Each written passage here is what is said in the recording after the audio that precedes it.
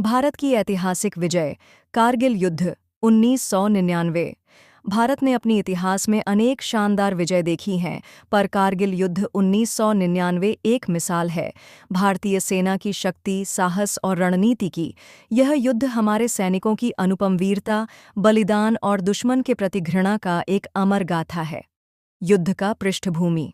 गर्मियों के मौसम में 1999 पाकिस्तान ने भारत की सीमा में घुसपैठ की और कारगिल के ऊंचे पर्वतों पर कब्जा कर लिया।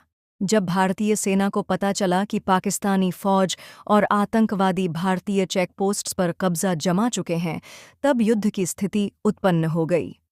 कारगिल क्षेत्र एक महत्वपूर्ण स्थान था जो श्रीनगर लेह हाईवे के निकट था। अगर पाकिस्तान इसका पूरा कब्जा कर लेता तो भारत की लद्दाख और सियाचिन तक की आपूर्ति रेखा कट सकती थी। घुसपैठ का मुख्य उद्देश्य भारतीय सेना को रणनीतिक रूप से कमजोर करना था। भारतीय सेना की योजना। भारत ने ऑपरेशन विजय शुरू किया, जिसमें भारतीय थल सेना, वायुसेना और अन्य सुरक्षा बलों ने मिलकर आक्रामक रूप से प्रतिक्रिया दी। ऊंचे पहाड़ों पर युद्ध लड़ना अत्यंत कठिन था, लेकिन भारतीय जवानों ने अपनी अपार हिम्मत से एक-एक पोस्ट वापस जीतनी शुरू कर दी। एक जवान ने युद्ध के दौरान कहा था, या तो तिरंगा लहरा के आऊंगा या उसमें लिपटकर, लेकिन वापस जरूर आऊंगा।